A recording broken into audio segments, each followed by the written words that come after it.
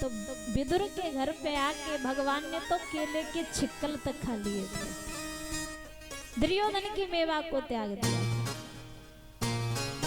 तो इसलिए भगवान को भाव से बुलाओ, अब भाव से बुलाओगे तो भगवान दौड़े चले आएंगे। तो भक्ति का होना सबसे पहले जरूरी है। परीक्षित महाराज जी,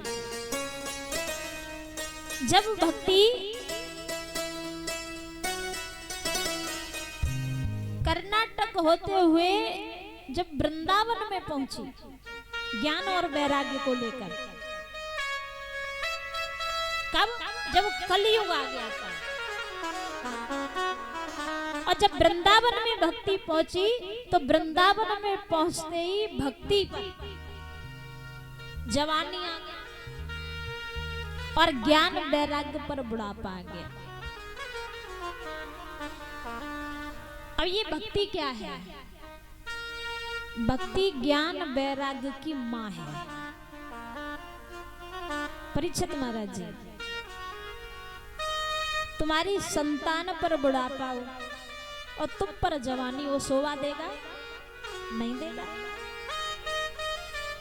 इसी प्रकार ज्ञान वैराग्य पर तो बुढ़ापा और भक्ति पर जवानी है। तो भक्ति जमुना जी के किनारे ज्ञान वैराग्य को देख देख करके रो रही है कि अब मैं क्या करूं जिससे मेरे बेटों के शरीर से ये बुढ़ापा दूर हो जाए। तो परीक्षित महाराज भक्ति रोने लगी। इधर देवर्षि नारद जमुना जी के किनारे से होके गुजरने लगे, नारायण नारायण कहते जा रहे हैं कि श्रीमन नारायण नारायण नारायण, भजमन नारायण नारायण नारायण, श्रीमन नारायण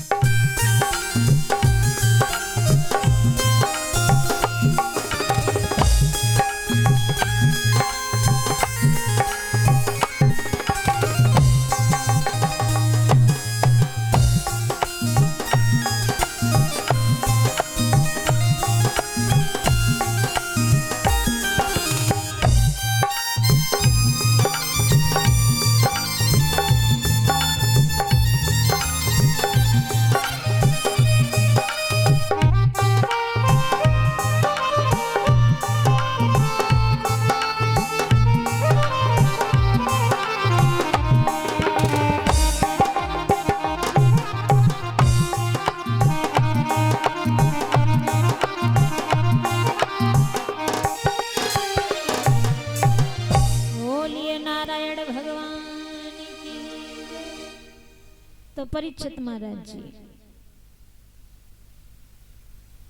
देवर्षि नारद जब जमुना जी के किनारे उस सुंदर सी स्त्री को रोता देखते हैं तो नारद जी ने भक्ति से पूछा। अब परीक्षित महाराज आज के जमाने में तो पूछने का और बताने का मतलब ही खत्म हो गया। अगर आप रास्ते से निकल के जा रहे हो, वहां पे कोई रो रहा है, या तो तुम उसके पास में डर के वहां से नहीं जाओगे कि पता नहीं क्यों रो रहा है। अगर कुछ हो जाए आज के जमाने में, आप रोड से निकल के जा रहे हो, अगर किसी के दुर्घटना हो भी जाती है तो पहले तो आप रुकोगे नहीं, और रुक भी गए तो देखोगे नहीं और वीडियो बना लो। आजकल ये चल रहा है। दया समाप्त होती जा रही है।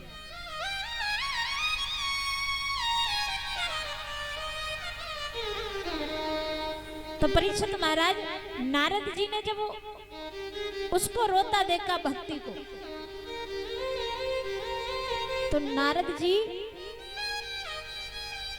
सोचने लगे कम से कम जा रहा हूं तो पूछता तो चलूं कि ये रो क्यों रही है। तो नारद जी ने भक्ति से पूछा, हे देवी आप एक बात बताइए, इस जमुना जी के किनारे इस बेहड़ में आपके रोने का कारण क्या है। जब भक्ति ने देवर्षि नारद को देखा तो प्रणाम किया।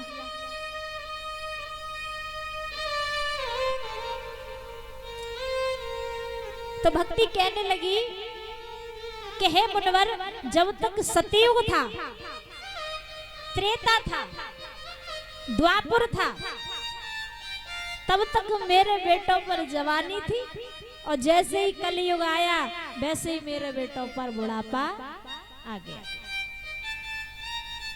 और मैं अपने बेटों को देख के रो रही हूं कि मेरे बेटों के शरीर से ये बुढ़ापा दूर कैसे होगा।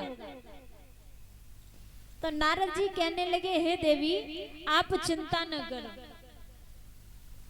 मैं तुम्हारे बेटों के शरीर से बुढ़ापा अवश्य दूर करूंगा।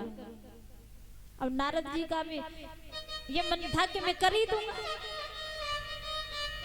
कुछ ना कुछ उपाय करेंगे। नारद जी ने ज्ञान वैराग्य के शरीर से बुढ़ापे को दूर करने का प्रयास किया, पर लेकिन बुढ़ापा दूर नहीं हुआ। तो देवर्षि नारद कहने लगे, हे देवी तुम चिंता न करो, मैं भद्र का आश्रम के लिए जा रहा हूं, और जब भद्र का आश्रम से लौट करके आऊंगा तो तुम्हारे बेटों के शरीर से ये बुढ़ापा अवश्य दूर हो जाएगा। अब नारद जी भद्र का आश्रम में पहुंचे और उपाय ढूंढने लगे कि क्या करूं, ज्ञान वैराग्य के शरीर से बुढ़ापा दूर हो जाए। काफी समय गुजर गया तो भद्र का आश्रम में सनत कुमार ऋषि का आगमन हुआ। और जब सनत कुमार ऋषि आए परीक्षित महाराज, तो नारद जी ने वो ही बात छेड़ दी। नारद जी ने कहा कि ब्राह्मण जी आप एक बात बताओ, ज्ञान वैराग्य के शरीर से बुढ़ापा कैसे दूर होगा। परीक्षित महाराज, सनत कुमार ऋषि ने एक बात की कि नारद जी ये कलयुग है, और कलयुग में लोग अपने बारे में सोचते हैं, दूसरे का भला नहीं अपना भला। दूसरे के लिए तो गड्ढा खोदते हैं, पर लेकिन भूल जाते हैं कि अगर हम दूसरे के लिए गड्ढा खोदेंगे तो खुद ही उसमें गिर जाएंगे। किसी ने कहा है कि कर भला तो होगा भला, और कर बुरा तो होगा बुरा। भला करोगे भला होगा, और बुरा करोगे तो बुरा होगा। कि भला किसी का कर ना सको तो बुरा किसी का मत करना, और पुष्प नहीं बन सकते हो तो कांटे बनकर मत रहना। अगर हमारे अंदर इतनी क्षमता नहीं है कि हम किसी का भला कर सकें, तो किसी का बुरा भी मत सोचो, बुरा भी मत करो। अगर हमारे अंदर क्षमता नहीं है कि हम फूल बन पाए, अगर फूल नहीं बन सकते हो तो कांटे बन के भी मत छुओ। परीक्षित महाराज, आज का जमाना वो है कि लोग अपने दुख से दुखी नहीं है।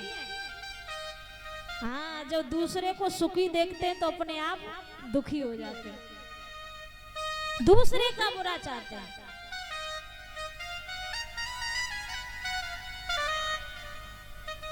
अब तुमने कभी प्यासे को पानी नहीं पिलाया, अब बाद में आप अमृत पिलाओ तो क्या फायदा। कभी